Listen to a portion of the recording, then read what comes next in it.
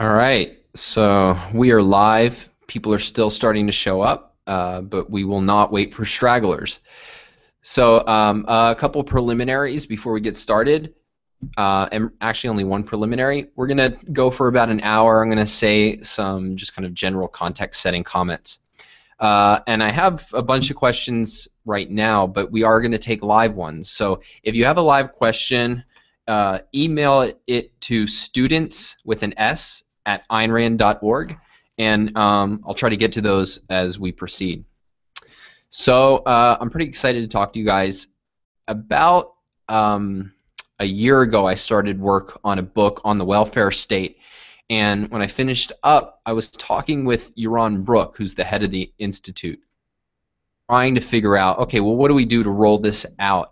And one of the ideas that we came up with, it was almost as an aside, and I think Yaron's the one who came up with it. He said, well, you should put together a talk directed at young people. And I thought, of course, young people. These are the people who are going to be completely screwed by Social Security and Medicare and the welfare state more broadly anyway. And so we riffed on that for a while, and that's where I started to formulate this idea for a campaign directed at young people on welfare state related issues. That's what led to the creation of the End the Debt Draft article and campaign. And so I wanted to take a moment to talk to you guys about the article, about what I hope to achieve with the campaign, but more importantly, or hopefully more equally interesting to you guys, is answer some of your questions about this and related issues.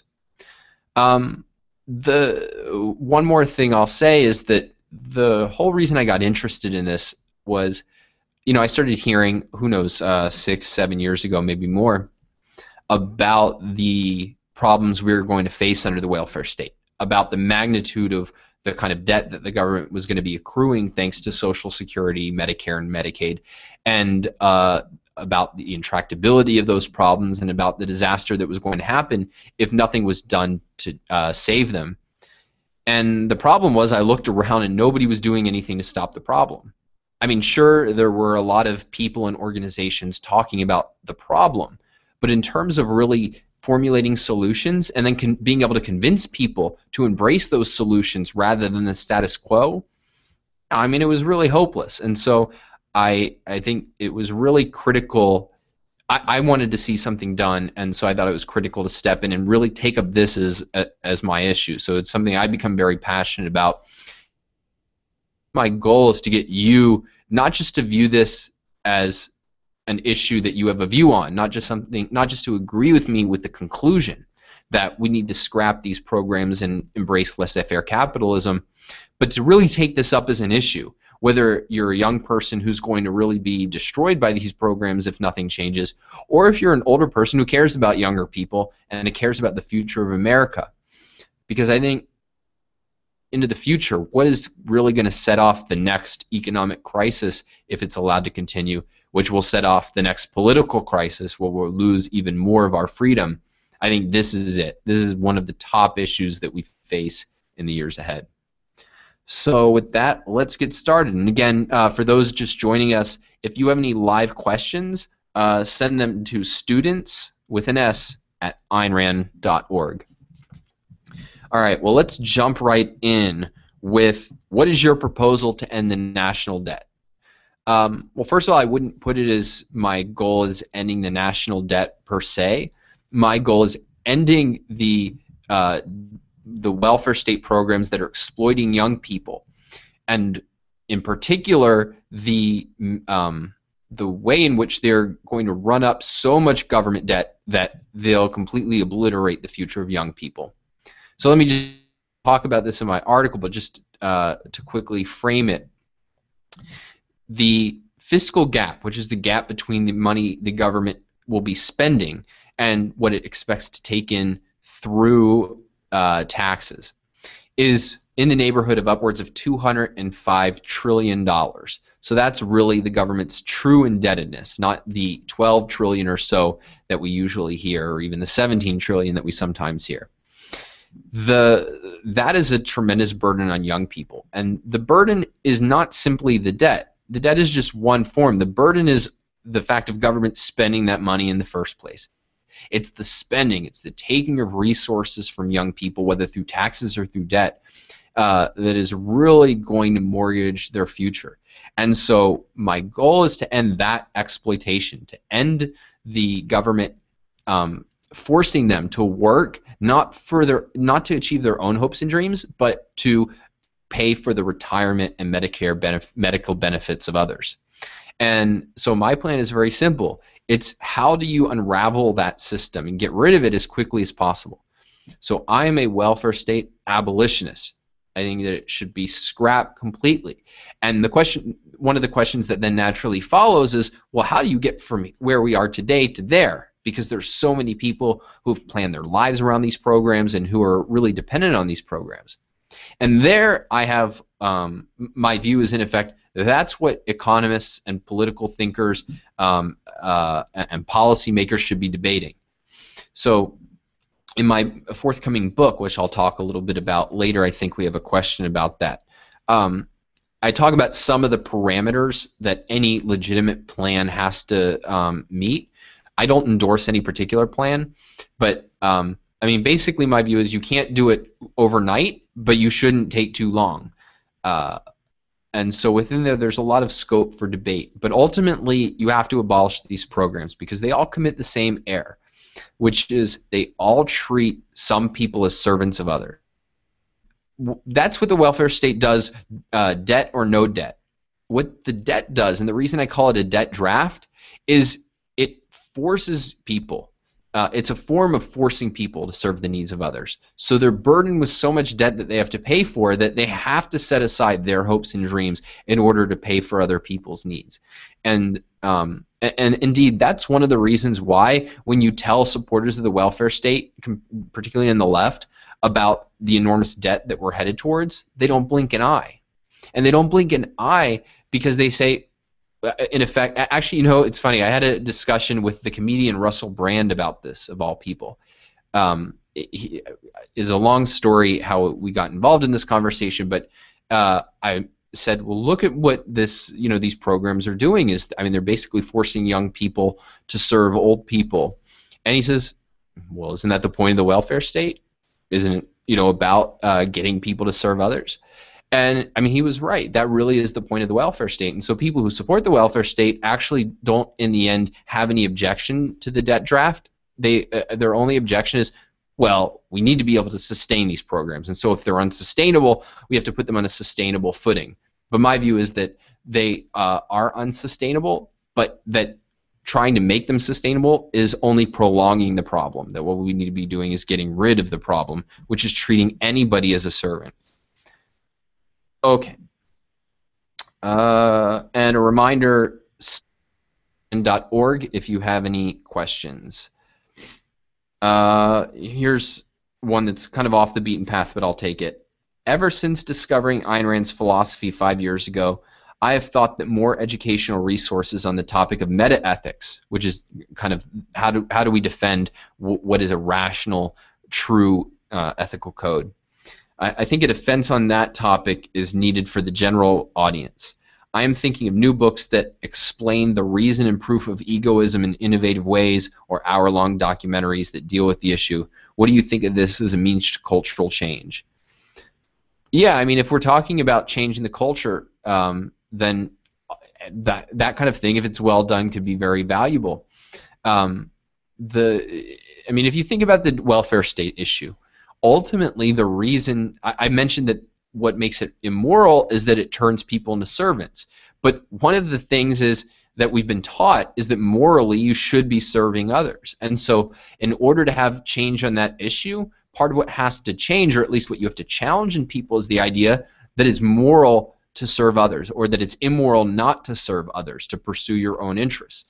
And one way in which you do that is you just talk about it in the concrete. You say, look at what Social Security is doing. It's taking 12.4% and ultimately much more of your grandchild's income and handing it to some of the buddies that you play golf with. Is that fair? Is that just?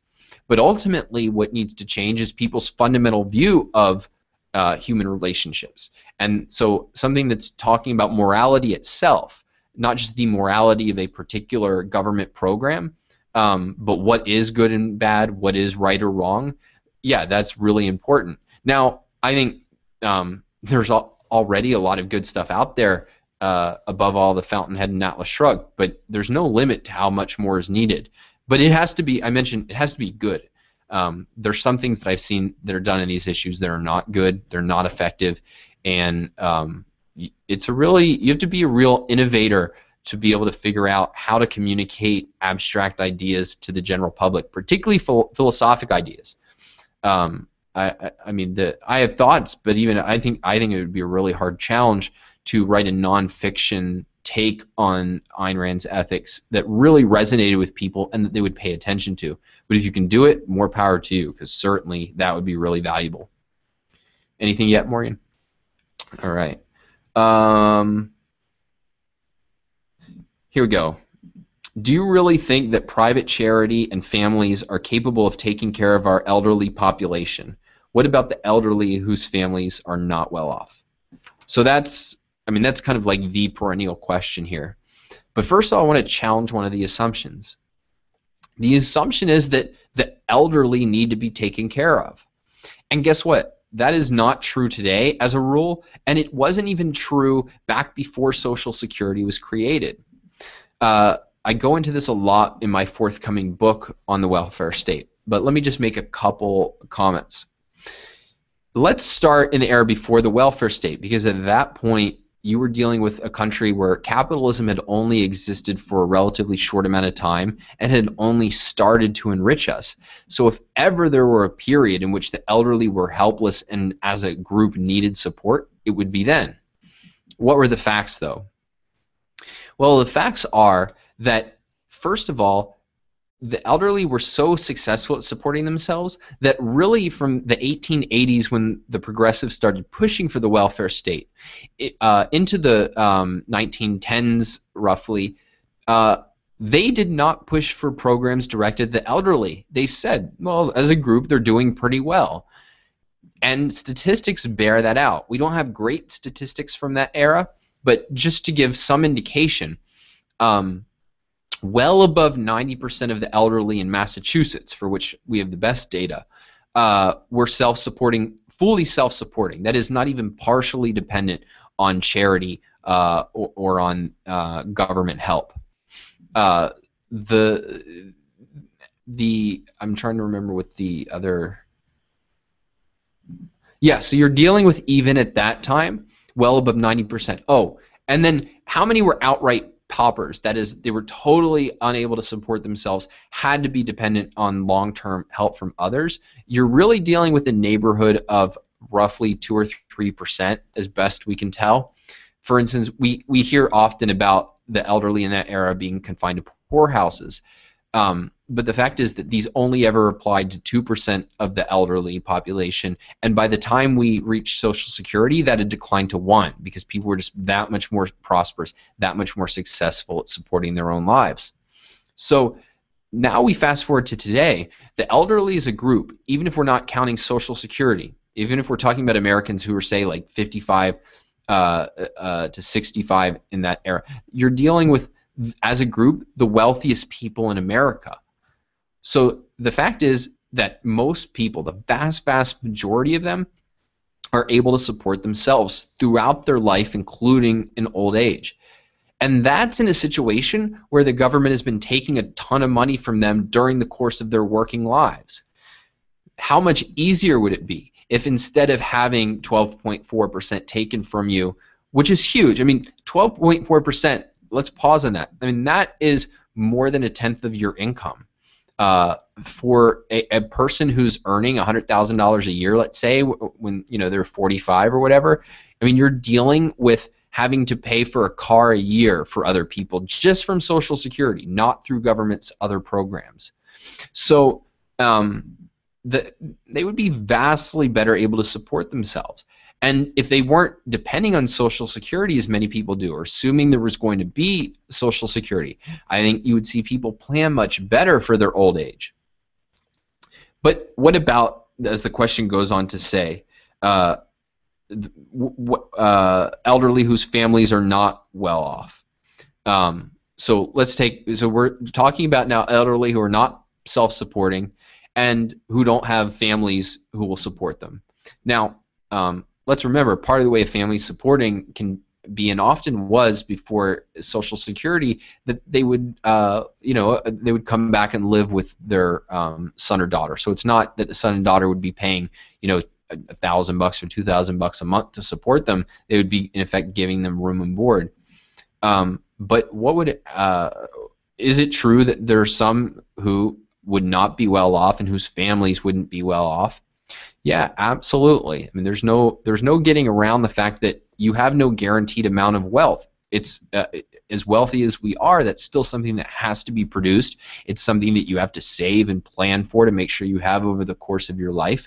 And in that case, the issue is, yeah, they have to rely on private charity if that's their only option. And that has always been abundant. Again, if you look at America before the welfare state, it was not that the elderly who were poor and didn't have support from friends or family starved in the streets. They had all sorts. There was a real abundance of private charity. In some cases, this was supplanted by government efforts, and I mentioned the poorhouses where between elderly went. So first of all, the government, if they hadn't supplanted it, you would have seen probably much more independent, privately run homes, which did exist I think there was over 12,000 before Social Security existed.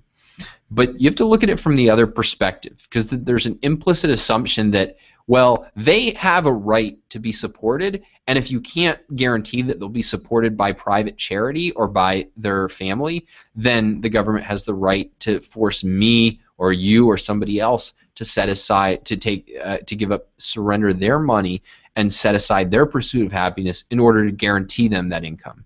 But that's exactly what I'm challenging.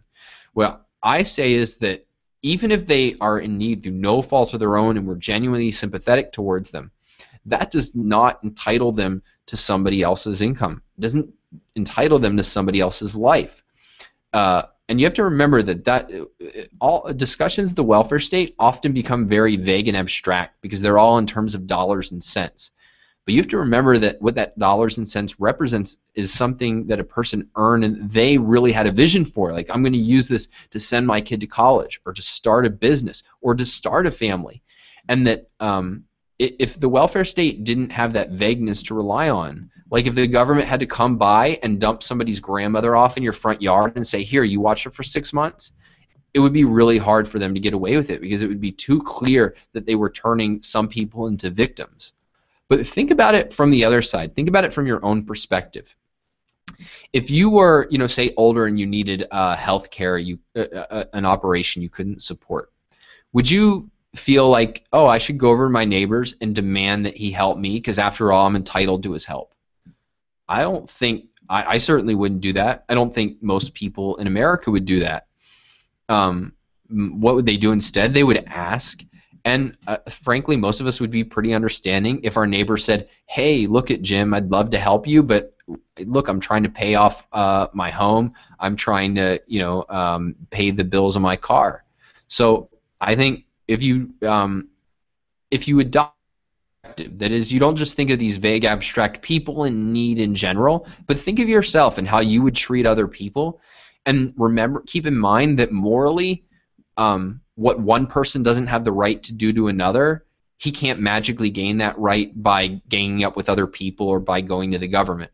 If you keep that in mind, then the notion, I think, loses a lot of plausibility. This idea that people should be guaranteed an income. No, that's one of the reasons it's really important to take seriously. I need to be successful. I need to plan for my life. It's exactly the fact that everybody else has to do the same thing, and you're not entitled to say, no, you don't get to plan for your own life and prepare for your own life. You have to plan and prepare for mine. The world owes me a living. You have to reject that whole perspective. Let's see.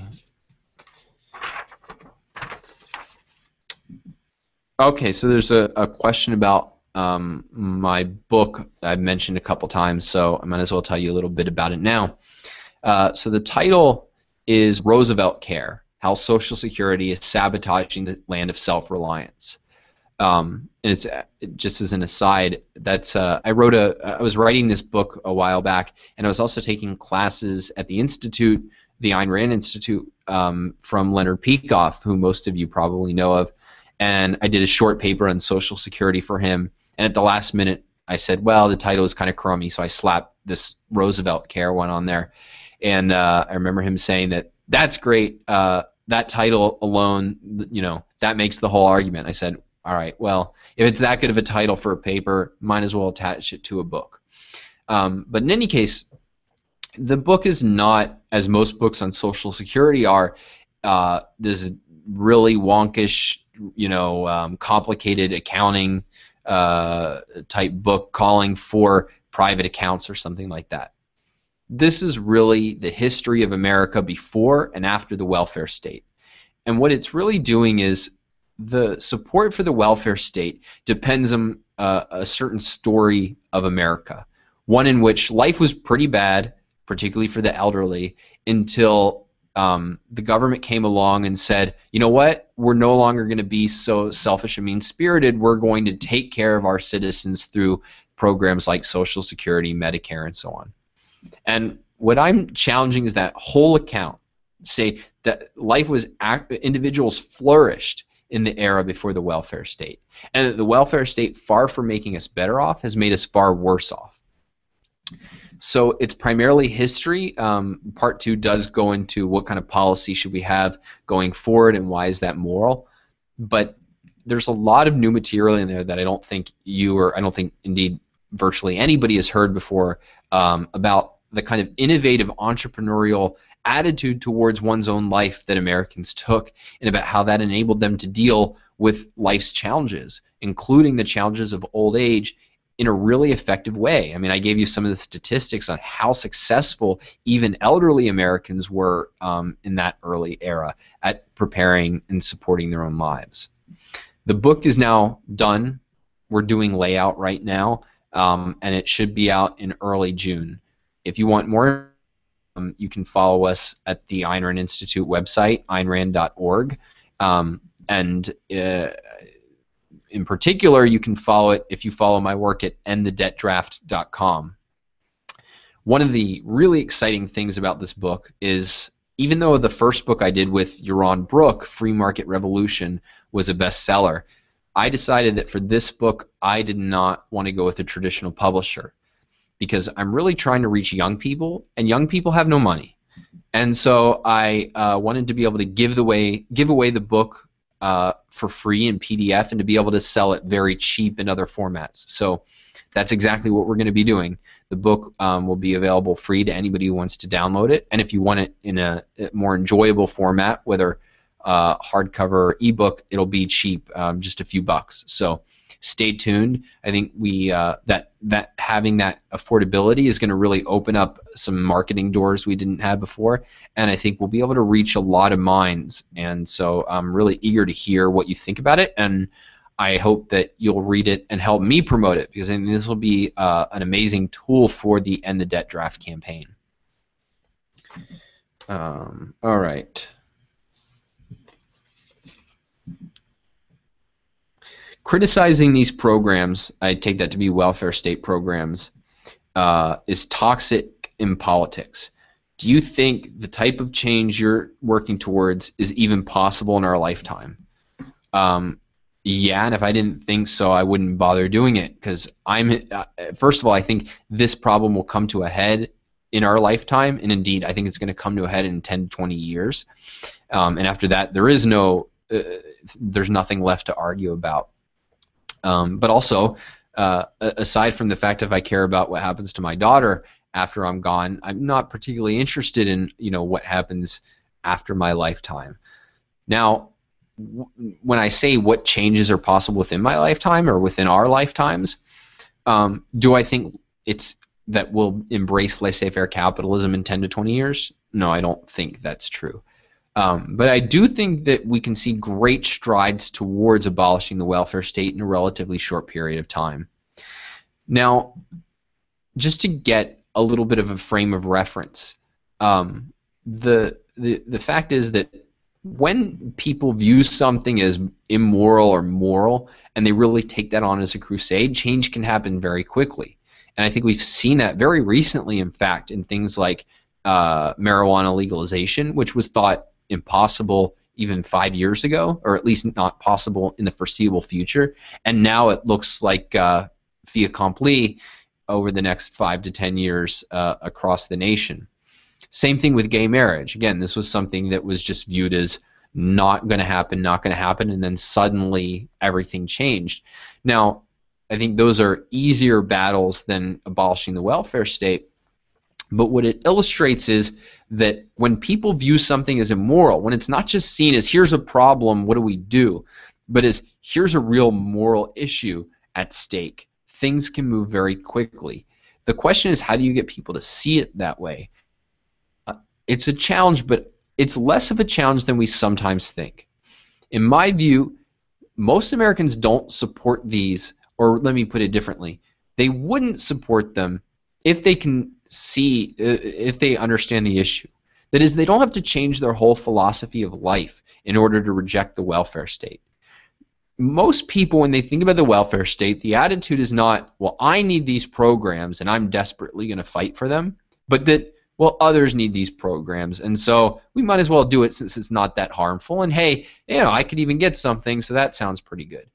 Now, that is so far from the truth in every which way that if the issue's explained clearly, I don't think there's a reason that, any reason why you can't get a huge turn against welfare state programs in a relatively short period of time. Because let's take some of those pieces really quickly. So first of all, it's true, you have to push for people to get clear on, is this good for me? And no, it certainly isn't. Social Security, for instance, is a horrific deal because the basic idea is we're going to take a bunch of your money today. You're not ever really going to know exactly how much that's going to be, including because we can change the tax rate at any time. And then we're going to give you a whole bunch of money later on. You don't know how much that's going to be because you don't know really what your benefit formula is going to be. You don't know how long you're going to live, if you're even going to make it to 65 and so on. And you don't know because we could change it tomorrow.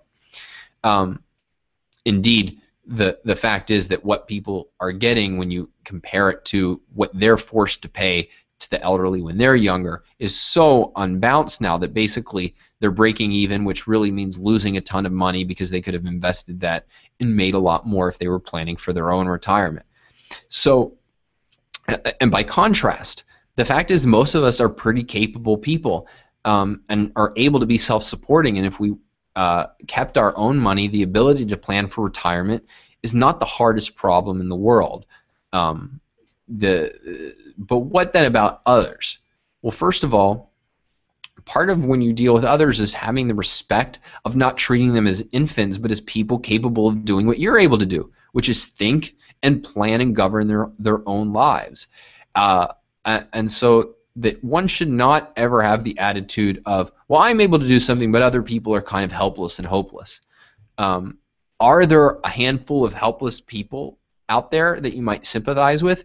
Sure, and in a free society, you're free to help them, and they benefit by living in a society that's far richer, freer, and more prosperous because, hey, at the very minimum, you'll have a lot more wealth with which to help them. So all of these things, I think, can be presented in ways that change minds very quickly, but a couple things need to happen. First of all, you need to know how to present the issue in an appropriate way as a moral issue, and then you have to be able to get your view out there. You need to market it. Now, the first thing, we don't have that. That hasn't existed. There have been there's been a lot of money poured into this issue. Who have done actually a pretty good job of trying to let people know that there's a problem. That letting them know that Medicare and Social Security are an unsustainable course, and that it's a really raw deal, particularly for young people today and for the generations to come. But they don't present it as a moral issue because they can't see it. They don't know how to present it as an issue of principle because, after all, they agree. Well, yeah, we should, of course, be forcing young people to subsidize old people. We just should be doing a much better job of it. if you can present an actual alternative where people aren't treated as servants, then it becomes a moral issue, because it's no longer, well, how should we tweak the taxing and the subsidizing so as to make this work? How can we raise taxes on young people and cut their benefits so that we can keep these programs alive? If you can really present an alternative, which is freedom and capitalism, and then you can present the problem as deeper than just, hey, your tax rates are going to go up, but as you're being treated and turned into a servant, or as I put it, you're being drafted into debt, then they can start to see it as a moral issue. Now, there's a lot more that goes into presenting it as a moral issue and to presenting an aspirational, inspiring alternative, but that's the whole thing that the End the Debt Draft campaign is designed to do. It's to really turn this into a moral issue so that young people can start to see this in the same light as they do gay marriage or drug legalization, particularly the gay marriage issue. Why did they get so engaged in that? Well, whatever your views of gay marriage, the fact is young people saw this as, there's something wrong in the world, I can make the world a better place, and by being part of that, I become a better person. And if they can see this as not just an issue of taxation levels or debt levels and avoiding disaster, but as there's something wrong in the world, people are being exploited and turned into servants, we can do something to make the world a better place. That is, the freedom to earn wealth and plan your own life and pursue your own happiness and create a society of win-win rather than a society of dog-eat-dog, and that become a better person by being part of that fight for a better world, then I think you have a real shot at rapid change. Reminder, if you have any questions that you want to send in, send them to students@aynrand.org. And again, that's students with an S. All right.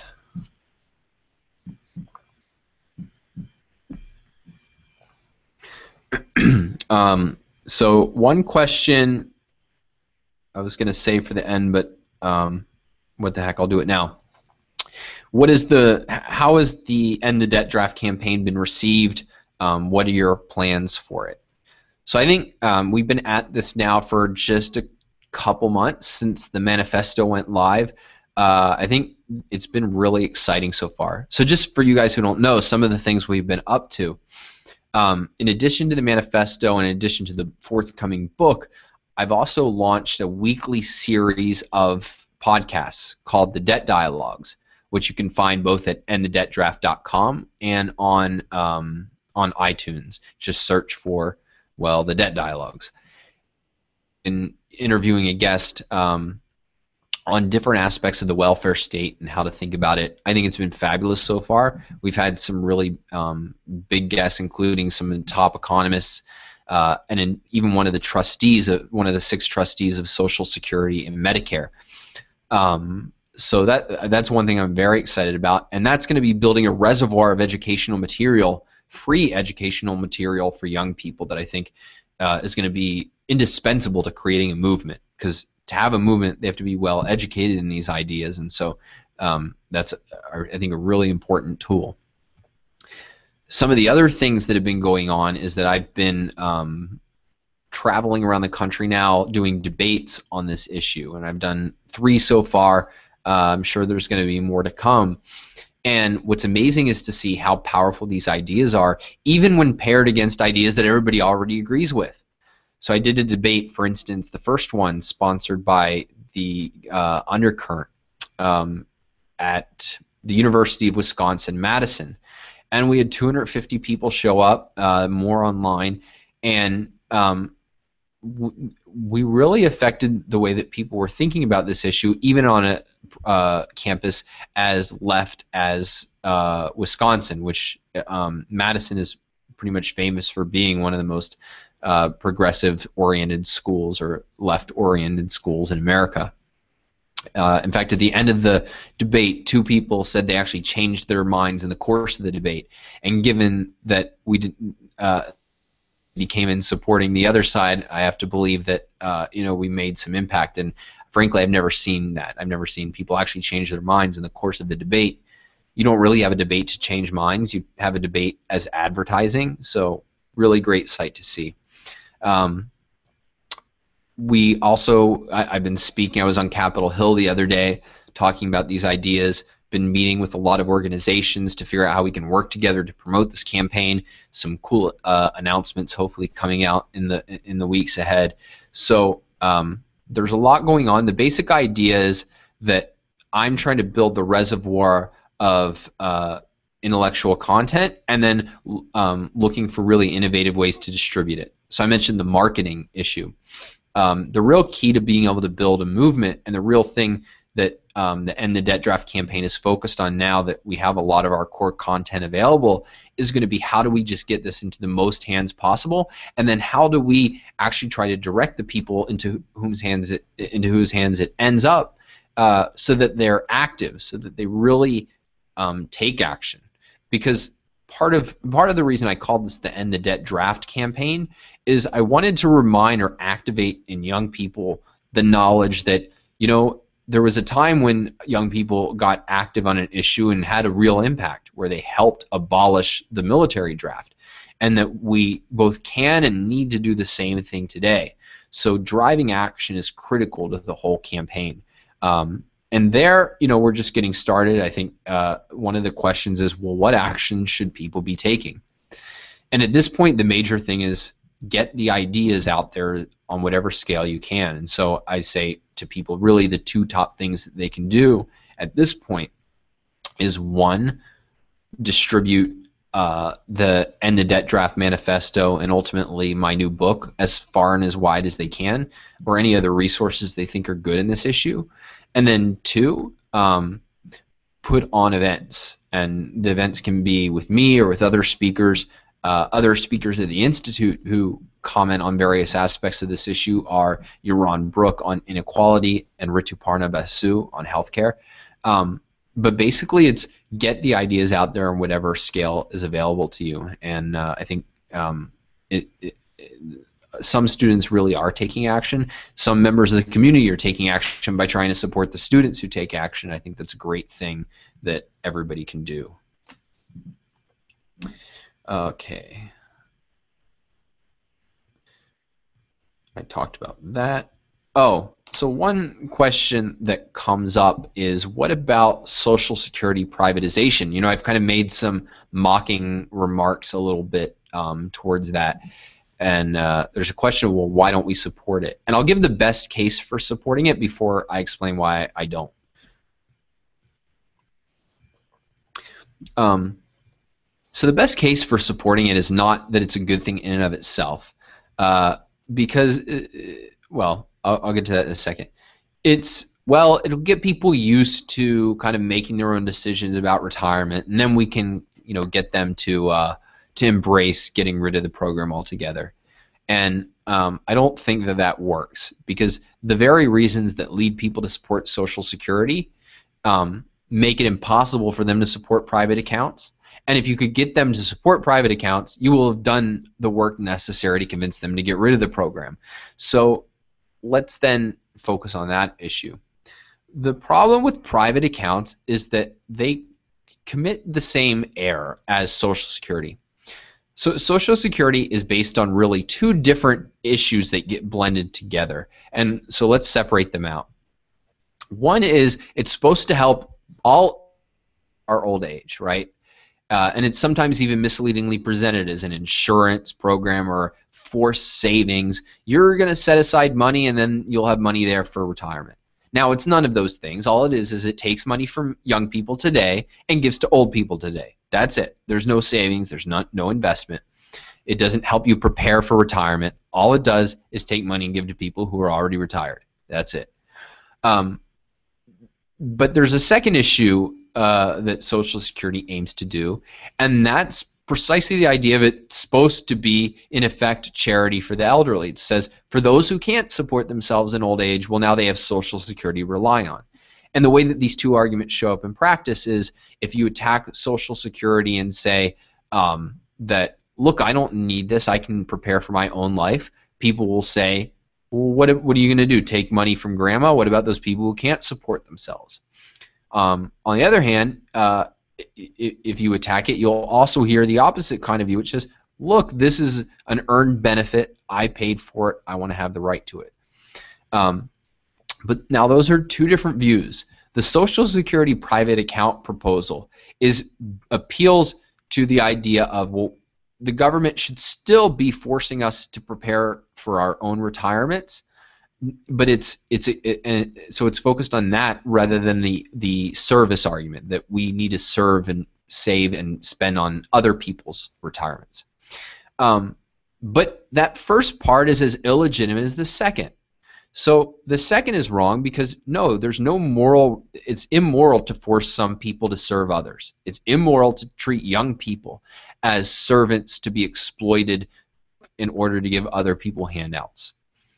But it's equally wrong to tell how an individual how he's supposed to plan and pursue his own happiness. The fact is that if a person has a right to pursue his own happiness, what he needs is not the government forcing him to set aside some money in a private account on the terms the government dictates in investments the government approves of. What he needs is the freedom to earn money and use it however he judges best to support his own life. And for some people, that's going to be saving 15%. For some people, it's going to be saving 2% today. For some people, it's going to be investing in very aggressive sort of stocks and so on. For others, it's going to be much more modest because they have different desires, needs, and risk tolerances and disposable incomes. There's all sorts of differences, all the way to a person who says, you know what, for me, creating a successful business is way more important, so I'm willing to take all of my money today and pour it into growing my business in the hopes that, you know, I'll be able to do that and be successful. And that, in effect, will be the way I prepare. The private accounts are based on the idea of, no, you don't get to make those assessments for yourself. And I think that is completely wrong. It is completely wrong. So that's the whole goal that we have to reject in order to fight Social Security. We have to reject this whole idea of the government's going to tell us how to plan for our retirement and old age and for the old age of others. That no, the government gets no say in that. That is each individual's right to do on his own. So for that reason, I think private accounts are out. Now, there's one further reason, and that's depending on how the government structures these and depending on what plan we're talking about, this can give the government massive power over over investments and over the financial system. I mean, so a lot of these involve the government, or some of these proposals involve the government managing these accounts and deciding what people can invest in and so on. That is, or actually holding the wealth themselves, in effect turning the government into the biggest investor in the economy. And I think that would be a disaster.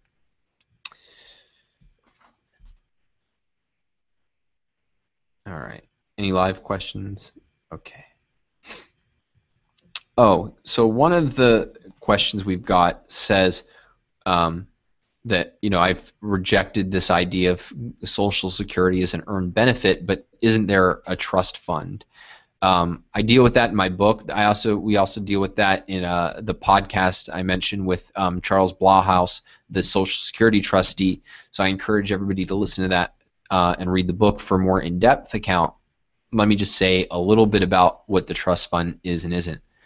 So there is a trust fund, and politically it matters in the sense that the trust fund means that when the government doesn't have enough tax revenue to pay Social Security bills, it can call on this trust fund, which is filled with government bonds, and in order to keep paying the bills. So when the trust fund runs out, I believe we're talking about roughly 10 years from now, the government will be able to draw down on the paying benefits for another 10 or 15 years or whatever the exact dates are. But economically, the trust fund is totally meaningless, because what are those government bonds? How are they going to be repaid? Well, ultimately, the only way for the government to pay those bonds is through taxing people. So there's no actual savings. There's no set-aside resources in a fund somewhere the way that a 401k, for instance, is a trust fund, right? So let's say I'm going to save for my retirement by putting money in my 401k. That money, instead of getting consumed, gets invested into actual productive endeavors and productive companies, and then I can draw down on it when I'm older. The trust fund that we're talking about with the government is nothing of the kind. All of these bonds represent just claims on future taxpayers. And so for the government to start redeeming those bonds means either to take on new debt or it means to ultimately tax the citizens. In that sense, no, there is no trust fund. It's an illusion and myth. Now there's other arguments that try to argue that, well, the trust fund allowed taxes to be lower in the past than they really were, and they reined in government spending in the past, and so it has some legitimacy. I think all of those are nonsense. Again, Charles Blahous, his book Social Security, I'm forgetting the subtitle, but he kind of takes each one of those arguments and picks them apart. So if you're really, really interested, I encourage you to see that. So we're running low on time. I got one more question. You still have time to send in a live one if you want, to students@aynrand.org. But otherwise, we'll end on this, which is kind of interesting. What is the best argument that your critics make? And so I take that to be against the whole campaign, not just on Social Security itself. So I'll give you a second to think what you think the answer is.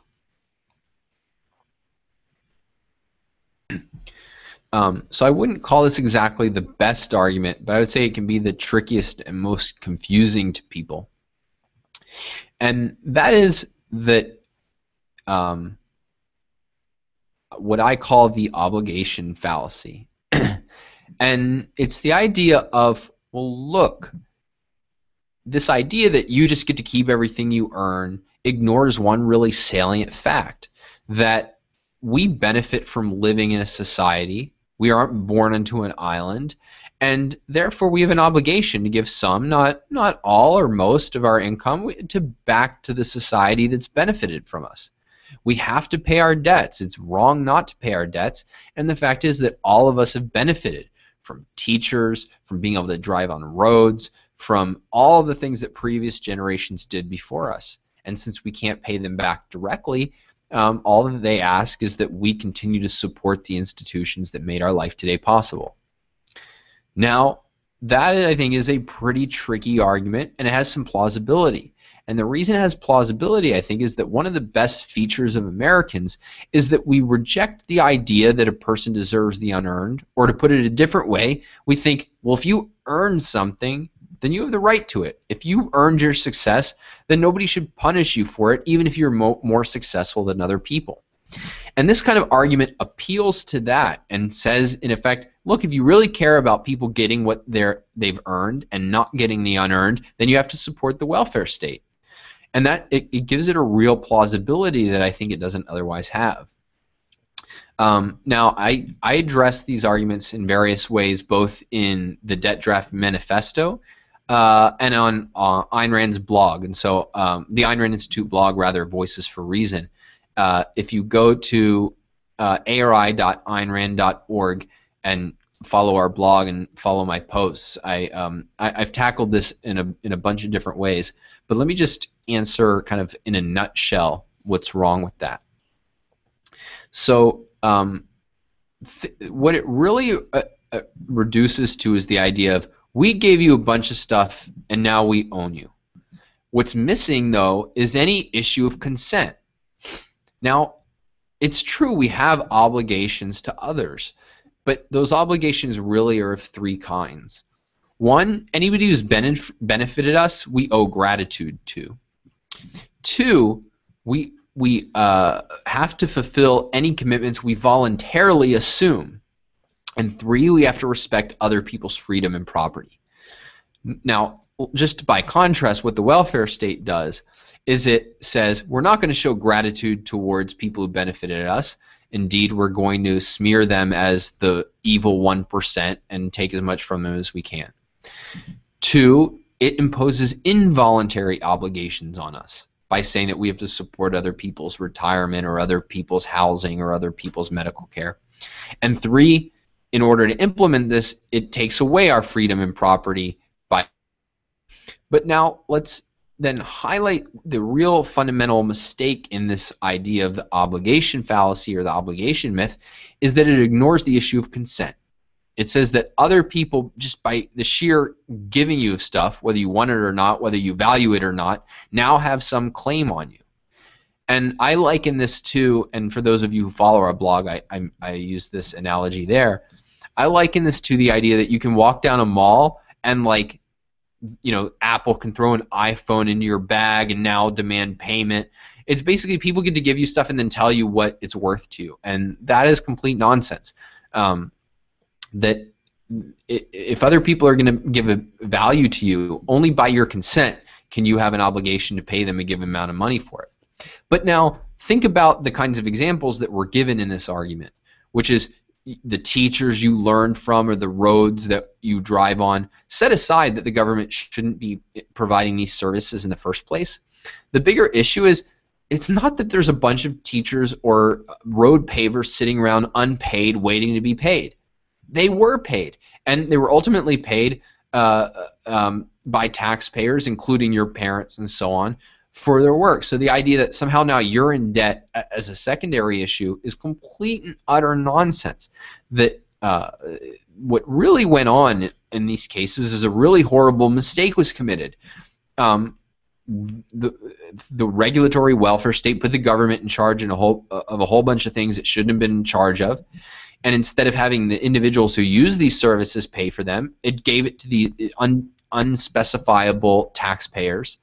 And so now it becomes plausible to say that some unspecifiable taxpayers should have to, have some duty to fund the welfare state. And that is, I think, totally wrong. And the more important part is it doesn't have to be that way. We don't have to just have a society where, you know what, you throw everything that you earn and hopefully you'll get something tossed out as a bone to you. You can have a society where each person is free to make as much as he wants of his life, and where we deal with one another not by clawing and fighting each other for as much of that tribal pot as we can get away with, but rather by dealing with one another voluntarily and in mutually beneficial ways. And that should be such a more inspiring vision of society and of what's possible to people, rather than the idea of somehow one person's gain is my loss and so I have to go through the political system to get my gain. That is so ugly, and we're seeing it around us today. I mean, how awful is it that, I don't think parents and grandparents want to draft their children into debt. And yet that's exactly what the welfare state has created.